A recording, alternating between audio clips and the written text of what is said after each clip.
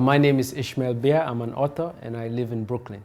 The role of story in my life in Sierra Leone, I mean, it's pretty much my life because I grew up in a place where storytelling, oral storytelling, traditional storytelling was part of my life as a child growing up.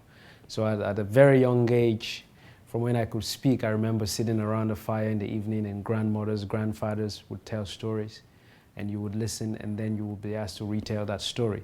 So I had a sense of how to bring somebody in orally through narrative even before I ever considered writing or anything like that. I had books in my childhood, but they were not a large part in the sense I didn't have access to as many books. But there was a love for literature. And because I grew up in a former British colony in Sierra Leone, West Africa, we had a strong love for Shakespeare. And then later on, a few books came into play.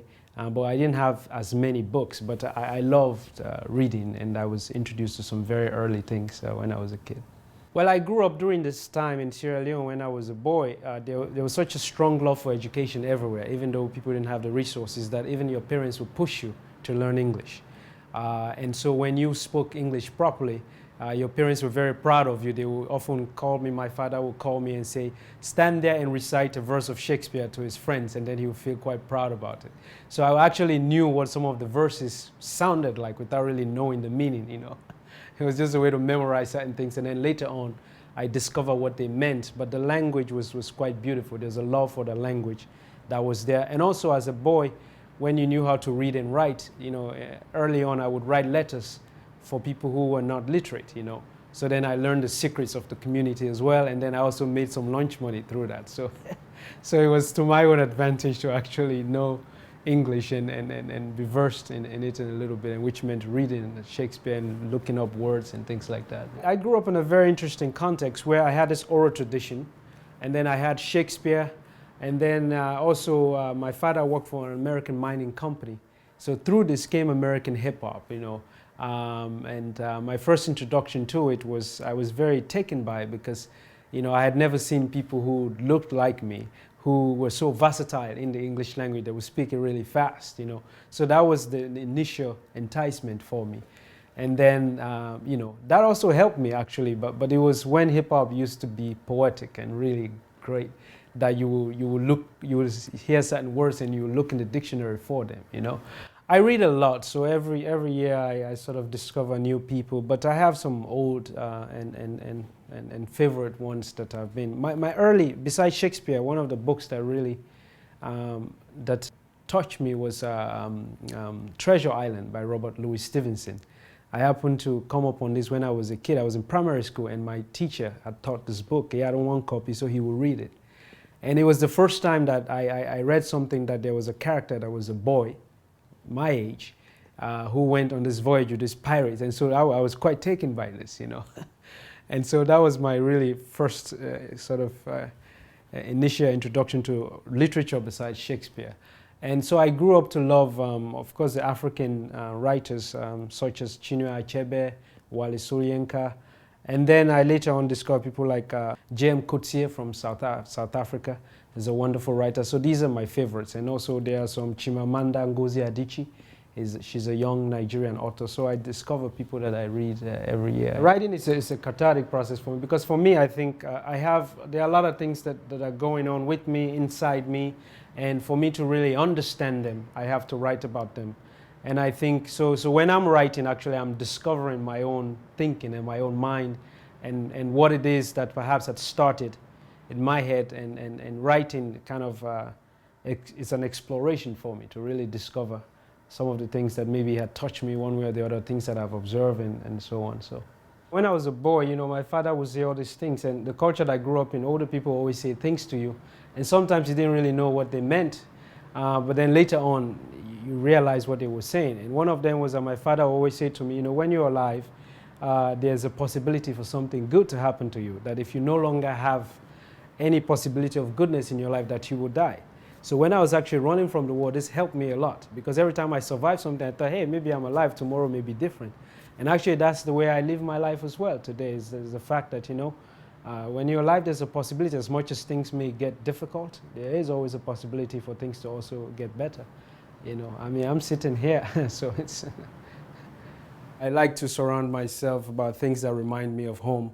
I am in this dual culture, you know, I've lived in the United States for a while, but I'm also from Sierra Leone, that's my origin.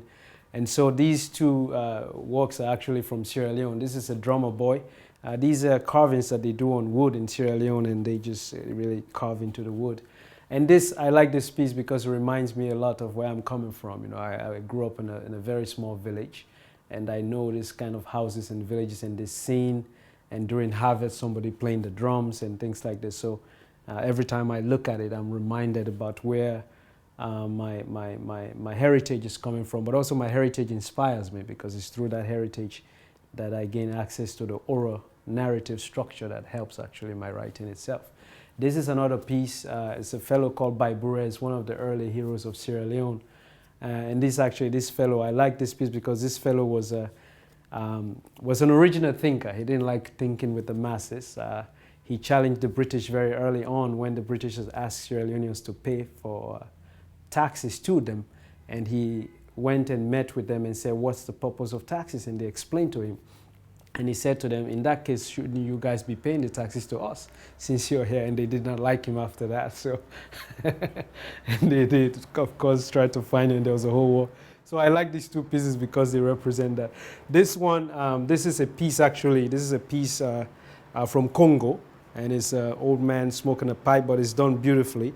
And actually, this is my fiance's piece. So this, even though it's an African piece, also reminds me of my fiance, who's also a strong inspiration for me. So if she's not here, I look at her pieces and I think about how that also adds to my inspiration. So this is some of my writing space. And then over there, this is one of my bookshelves. Actually, this is a bookshelf that the books that I've read migrate here. And then so that it shows that I've read this and I'm done with them, and the other ones that I'm still reading are somewhere else. So I bring this in public after they've been read. So there are some of my own books in different languages. I'm not really sure what they're talking about. It must be quite different. And then you have a lot of other things here from other writers that I've read that I like. You know, you have something from Pablo Neruda. I love his poetry and things of that. So I know you have more artifacts as well from back home, you know, carvings and things like that. These are pepper things from Tanzania, actually, so, but they look nice. This is this is from Zimbabwe. It's a thinking sculpture, it's a thinking man, and it's a friendship sculpture and things like that. I think this is something I got somewhere about a pen, so to write with, so, but it looks nice, so I put it there. And of course, this needs no introduction. If you don't know this, then I don't know what to do for you. That's that. And then yeah, so this is my space. It's an instrument that's also from Congo. That's my fiance's, and some other statues there that are beautiful. And this is from New Orleans. Actually, I love this. This is a photograph from New Orleans, and I just love this photograph. I'm still trying to frame it and put it somewhere. It hasn't been easy to do that. And you have some Persian things, you know, because my fiance is from Persia as well. So that's this. And this is from Haiti. My mom travels a lot to Haiti, so she brought me some of these wonderful sculptures from Haiti. So I put them here. Yeah. And this is my space, pretty much, you know. This is where I guess it happens.